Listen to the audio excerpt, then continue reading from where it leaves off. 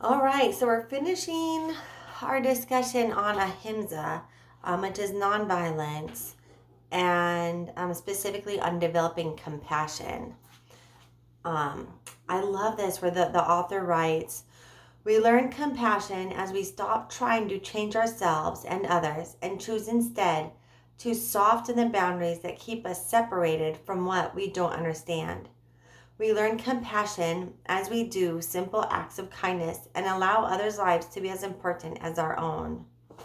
Right? That's so true. Like when we're being unkind, judging, whatever, getting mad at people in traffic, um, we're really making ourselves more important than that person in front of us is really what's going on. How dare they make me late? I would never think that. Yeah, every day I do. But really, that's what it is, isn't it? If we're honest with ourselves. And then I love this. She goes in to talk about in the New Testament how the word for compassion was, okay, I'm probably going to mess this up. Splagchinizomoi. Splagchinizomoi. I don't know. It's SPLAGCHNIZOMAI. Splagchinizom. I'm not even going to try this. Okay, anyways, it means this word literally means to have feelings in the bowels or other inward parts. And then she goes on to say, the gospel writers understood compassion to be more than a sorrowful feeling. It was a powerful inner response leading to an immediate outward action that took a risk on behalf of the other. And while reading that, just reminded me of, how love and faith are intertwined.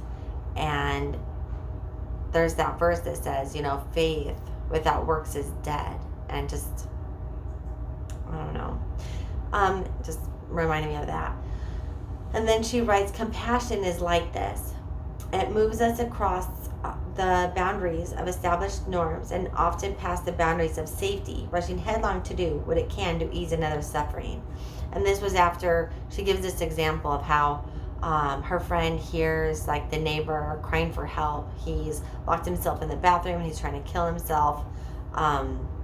There's a baby in the apartment and the friend like rushes, like not even thinking about her safety or, I don't know, trespassing or anything like that to help this guy.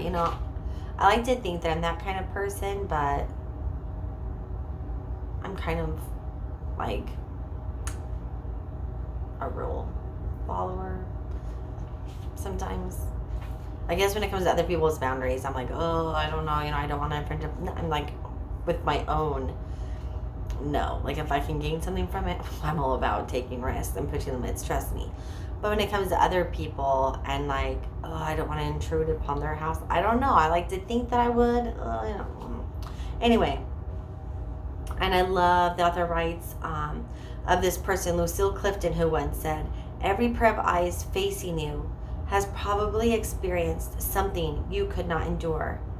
Every human being walking this earth has painful stories tucked in the corners of their hearts. Oh, if we could remember this truth, perhaps we could see with the eyes of compassion rather than the eyes of our own judgments and preferences. And then she talks about there's this man who is a businessman in Tokyo, and he has a friend, and they're like, really successful in that way and making lots of money, whatever. The guy's friend drops over dead, and this stirs in him like this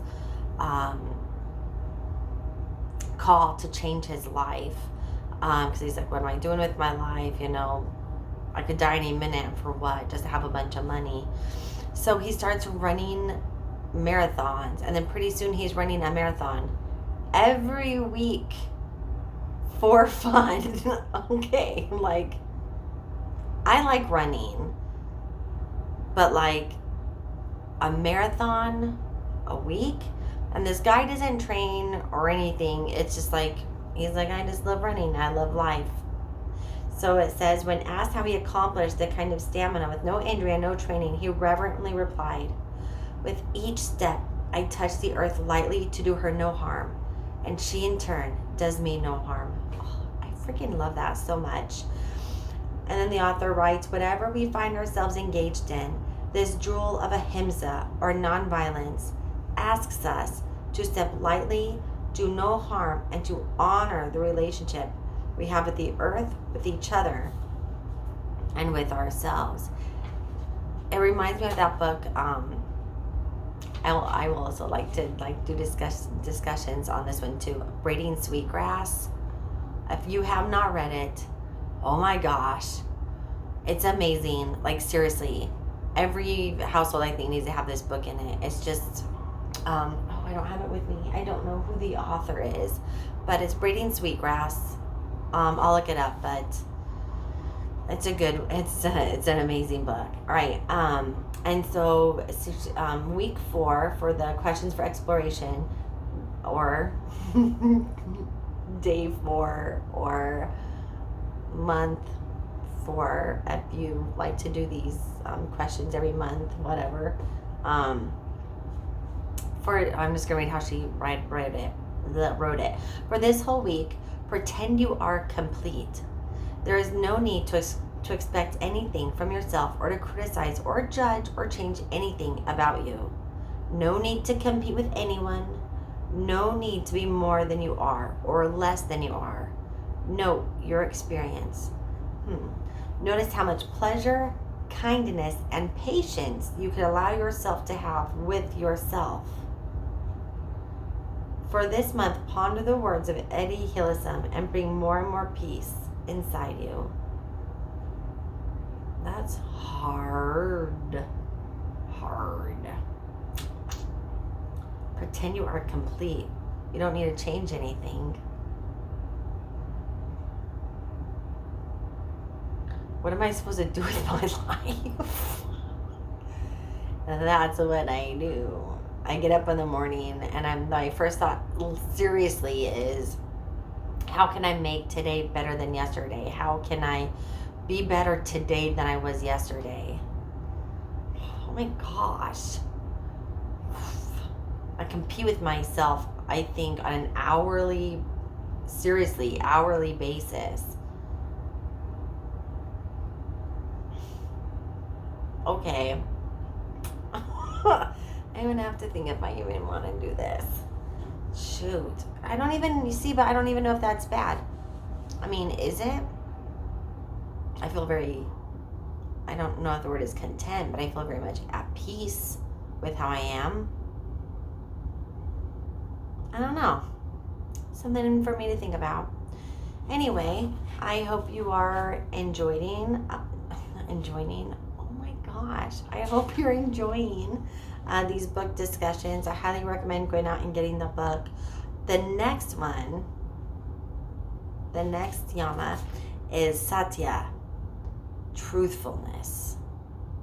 And I love how truthfulness and nonviolence go together. When I first was reading this, I was like, how does that even go together? But they do, and it's like peanut butter and chocolate, and it's amazing. Anyway, we'll do that soon. I don't know if we'll do it tomorrow. I don't know if I have time tomorrow night, but soon. There's definitely not going to be a 2-week gap like there was. That was terrible. I was really sick. I could seriously barely talk. It was a nightmare, but yeah, I like doing it at least every 2 days. Yeah. All right. I hope you are well. Please let me know in the comments how this is going for you. And also feel free to join me for my live meditation on my Instagram account, which is also Yoga Fundamentals with Traylene at 12:45 Pacific Standard Time every day. Like I've said before, sometimes I'm late. Like I said, I have another job, and it kind of depends on when I'm able to have that lunch break. Sometimes it's 12:50. Sometimes it's as late as 1. But I really do try really hard to make it there at 12:45. And I'm going to start being really jealous for that time, I guess is the best way I can say it. Anyway, okay. I hope you are well, and namaste.